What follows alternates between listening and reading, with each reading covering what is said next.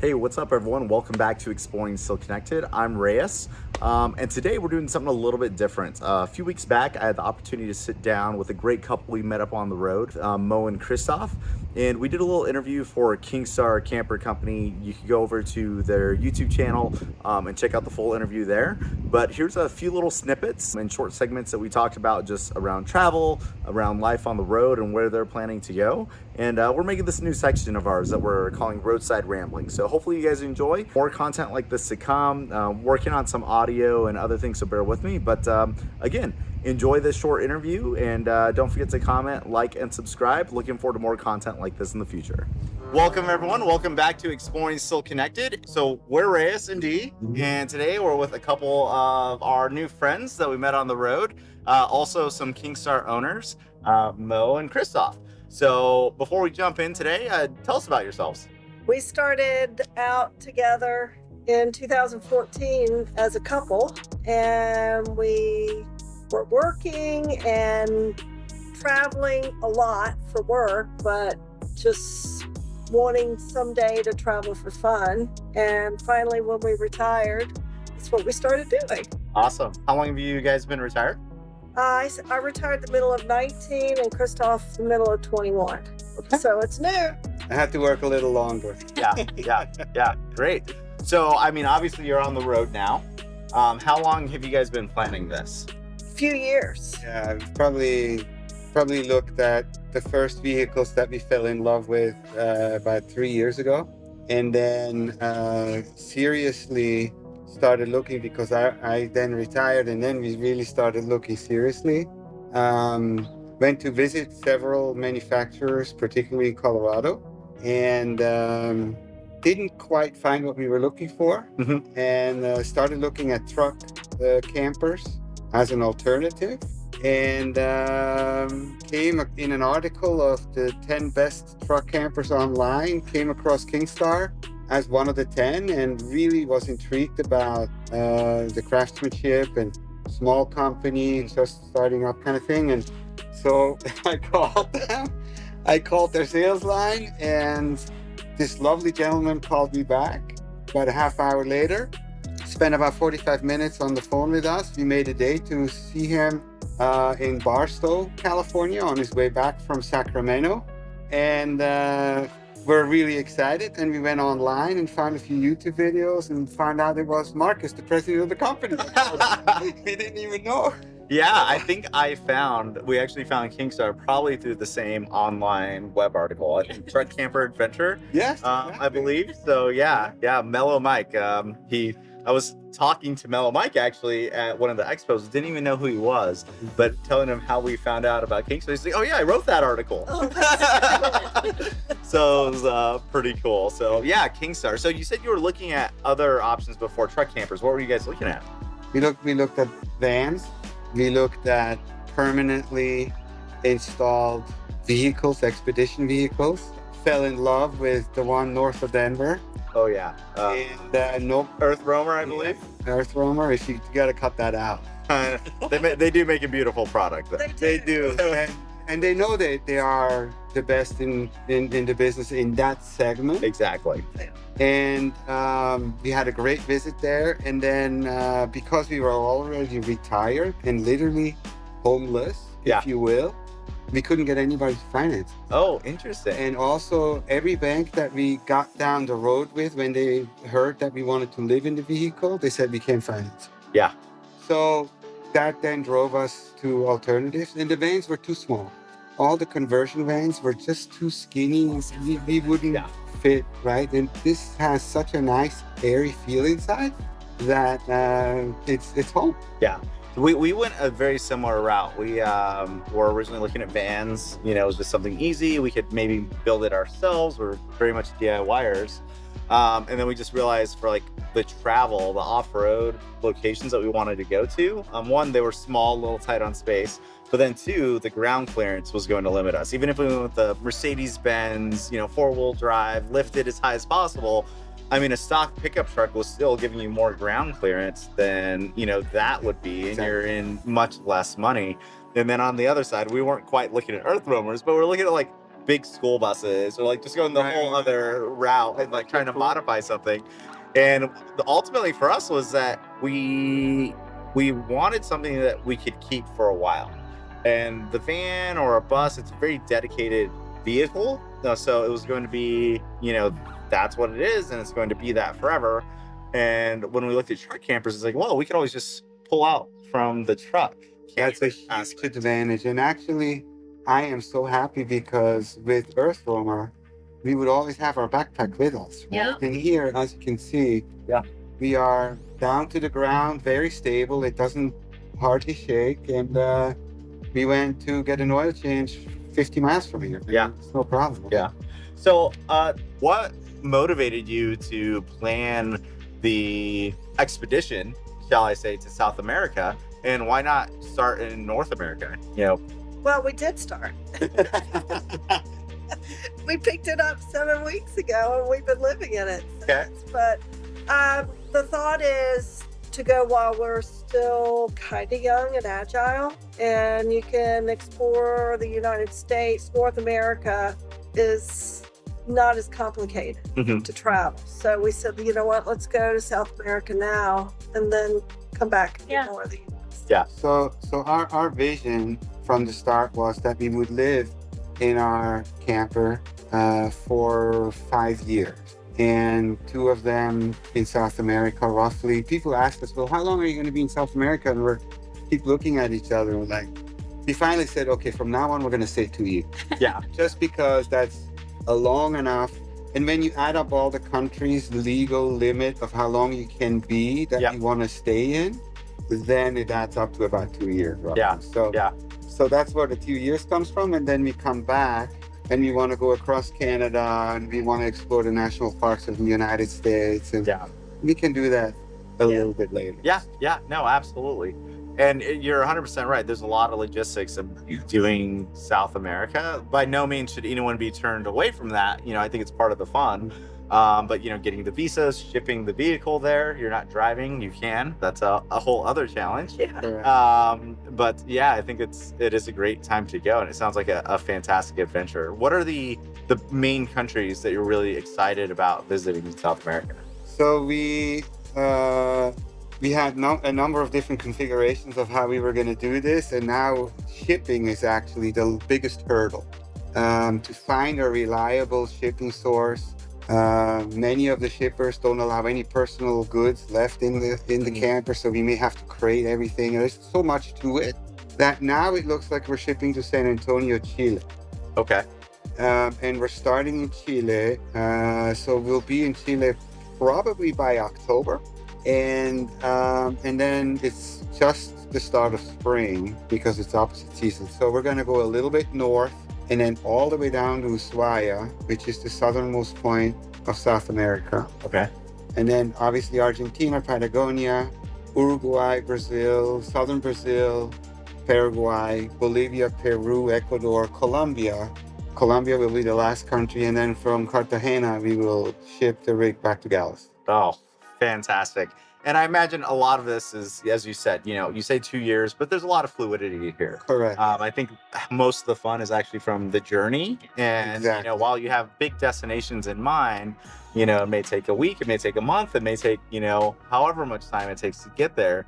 And I think that's the smart way to travel, right? Because at that point, you're not rushed. You can really enjoy the journey and not focus on the destination, which I think we have been doing a lot during our shakedown run recently. So we're looking forward to slow down a little bit and go more at a comfortable pace, kind of what you all have been doing over the past few months, right? Yeah. Yeah, exactly. Awesome. Do you have any questions? So where have you been so far? Well, picking up the camper in the UP was, neither one of us have ever been, maybe to Detroit, that's it. Yeah. And so to be up in the UP, and it just so happened that it was Memorial Weekend, we did our orientation. They were closed on Friday, so we headed out. We went all around the UP, met some of the most interesting people. And it was really great. Spectacular. Black flies were bad at a couple of places, but it was amazing. So we loved that. And then we went back for a little more orientation a week later. And Some minor Yeah. adjustments, minor tweaks. things that we wanted to change or whatever. And then went over to the Minnesota side of the Great Lakes and visiting. We saw other friends that we've kind of been traveling with one of Kristoff's really good friends that just happens. He was in Illinois farming, so we went to see him. And he was going to be in Grand Marais, so we went up to Grand Marais. Yeah. And then we came across basically the northern states, North Dakota, South Dakota, Black Hills. Went to Little Bighorn, went to Bighorn up to see the medicine wheel. You haven't seen the medicine wheel? No, we haven't. Add it to the Absolutely list. amazing. It's a 10,000-year-old archaeological native site that they used for celebration, and 10,000 years 10,000 years old. They found wood, burned wood that's 10,000 years old. old. Petrified wood. It was leftover burned wood and other artifacts that they found, and the scientists can pin that. Yeah. Pretty much to 10,000 years ago. Wow, that's fascinating. Where's that at again? That's up on Bighorn Mountain. Bighorn Mountain. Okay. In northern Wyoming. and that's quite the drive too. Yeah. Oh yeah. Well, it's kind of on the way, for us. We're heading back through northern Idaho It's, and Montana, and we're down through You have to Wyoming. do it. Oh yeah. It's That an is, amazing drive. to come up from the west side is super steep. It's almost 12% grade. Okay. And it really. Yeah. Well, we had to have our engine setting at hauling Oh, and yeah. go down in like second, third gear because it's really steep. Yeah. Were you worried about it falling out the back? No, I asked Marcus that question. Then we went back after a week. I said, so Marcus, we went to this place and it was super steep, and I was like so nervous driving up. Could it ever slide off? And he goes, and there's a ski mountain right across the river there in Houghton. If you drive up that ski mountain, you'll probably tip over. But streets, you're fine. That is fantastic. And then we cut across Montana. We went to Glacier. Then we went into the Canadian side of Glacier. What's it called? Watford? Waterton. Waterton. Okay. Waterton National Park. It's actually the first national park in the world that is a bi-country, two countries designating. Oh, this nice. So it's called the Peace Park. Oh, wonderful. Yeah, it was really cool. Blackfeet Indians. Yeah, the Blackfeet were Partnered very with instrumental.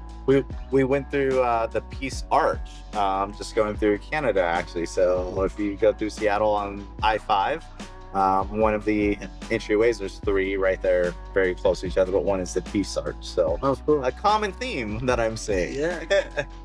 And then we came here. Yeah, beautiful. And we're in Walla Walla, Washington right now. We're going to go to a concert here shortly. Southeast yeah. corner of Washington. Southeast That's Washington, which is wine country. So Yeah. From Washington. we've had the chance to explore some wine, and it sounds like you're meeting friends along the way, which is one of the reasons that we got the truck camper too, is to see friends and family. We have both all over the country and all over the world actually too. So hopefully we could do some international Nice. trips as well. Great. But just spend time with them. And I think over the last few years, as you were saying, waiting for retirement to travel, you were looking forward to it. Personally, we were living in Colorado. None of our family was there. Or very, very little. Your sister was there. But that made us realize that, we wanted to be around friends and family again. Maybe not permanently. We'll park in, driveway, plug in. But at least visit and see them. So that's what led us to go on the truck camper route. And we're doing it on the road while we work. So we decided, let's not wait. Let's try to make this happen as we That's go. awesome. I think so, but it's a lot. It's a lot of work. Sure. But that said, the Kingstar campers are fantastic to work out of. So, we have a whole review and ranting and raving about, what we like about the campers. But I guess let's dive a little bit more into the camper. I guess Okay. first, what about the actual build and living? As you move into a new home, or in this case, a new camper, you're always going to have growing pains. I feel like things settle in. What has your experience been like with the actual camper itself? We've moved a few things around just, once we we moved in the day after orientation and we brought everything with us. So we had an Airbnb and everything was laid out in, the tubs and everything that we have in the truck, and decided where things should go and all of that. And pretty much it's just a great design, where things intuitively should go. The bathroom is awesome. Yeah. Yeah. We love that. We love the option also that, if you don't want to roll the toilet out in the hallway, you can just turn it. It's 360 with that. Almost, yeah. Just everything about it's a really good design. And the glide doors and the doors and all that, soft close. Just, you don't find that in a lot of the other truck campers. Yeah. It all feels kind of plastic. Yep. We looked at a lot of We did. and many competitors, if you can call them. And for me, it's all the technical stuff, right? I had to learn The panel. the electronics, the water systems. I just now that we started using the air conditioning, this is the first time we actually used the air conditioning for several hours. Yeah. Because it's hot. Yeah. And I didn't see any water come out of the drain pipe, so I'm like, oh my god, must be plugged up, right? And so I sent William a note. Hey, where do I look for the drain plug on the inside? And he immediately just sends me things back. So in learning to get it off the truck and back on the truck, all those things, they're so responsive. As a matter of fact, they shipped those cameras that we were talking about earlier to us. And Tyler was on the phone with me for like a half hour, walking me through exactly how to do it and which buttons to push and everything. Come to find out, it was his day off. I felt so bad that I'm like, Tyler, you could have done this on Monday. Perfectly fine. We're not in a hurry. No. This is what I do. Awesome. Well, I think that's all my questions. Obviously, there's a lot going on here. Beautiful rig. If people want to follow you and follow your journey, is there any social media or any contact? Yes, Instagram at MappingDestin. MappingDestin. Fantastic. And I'll put the link down below in our channel. Is any other comments or anything else you guys want to talk about? So great to meet you. I And love having side by side. Yeah. I took a picture this morning and I'm like, this is so cool. Twins. And both of our campers were parked right next to each other. Didn't even plan that. We rolled in very late last night, and lo and behold, we're parked right next to Mo and Kristoff. With that, we get in the video here. Again, cool. Great meeting you on the road, and maybe we'll meet each other in South America sometime in the future. That'd be amazing. Or North America. Yeah, we'll keep tabs on you now. Absolutely. So thank you all for being here. I hope you enjoyed that conversation. This is the first in a segment that I think we're calling What are we calling it? Roadside Ramblings. Oh, Roadside Ramblings. Yeah. So where we meet up with some of our friends on the road and just have some casual conversation. So if you enjoyed, leave a comment down below. Don't forget to follow, like, and subscribe, and we'll catch you all in the next one.